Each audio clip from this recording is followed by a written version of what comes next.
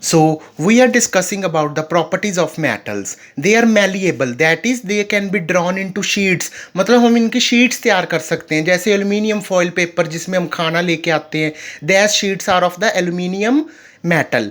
Ductility means it can be drawn into wires like copper wires, aluminium wires used for the electrical transmission, जो कि हमारे घर पे बिजली को लेने में मदद करते हैं. These wires, electric wires, copper wire, aluminium wire, silver wires, they are used for the metals. That is, it means ductility property, it means malleability property, that is they can be drawn into sheets. They are sonorous, they produce the ringing sound. For example, when a metal is struck with the hammer, they produce the sound, that is sonorous property. They have the high melting and boiling point because they are solid in nature mostly, so they have the high melting and boiling point. Comparing with the non-metal, the properties are contrast. It means they are the opposite properties. They exist in all the three states, but bromine is a liquid. They are non-lustrous, but iodine is a lustrous one. In a chemistry, always properties have the exceptions. So it is a property and iodine is an exception. They are poor conductor of heat and electricity, but graphite is a good conductor. They have the low density. They are soft in nature, but diamond is a very hardest substance in the nature.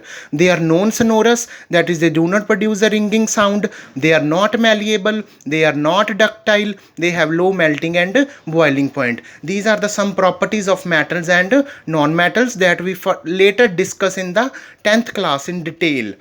Next are the compounds. Pure substances contain two or more elements which are combined chemically together in a fixed proportion by mass. It means proportion is fixed.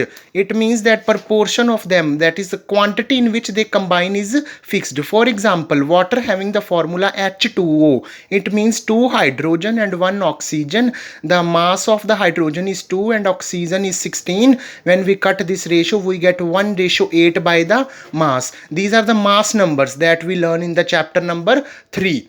Clear? So always when we get the water, it is a chemically fixed, that we get in the 1:8. This is a compound properties, that is fixed proportion, always elements combined in a fixed proportion.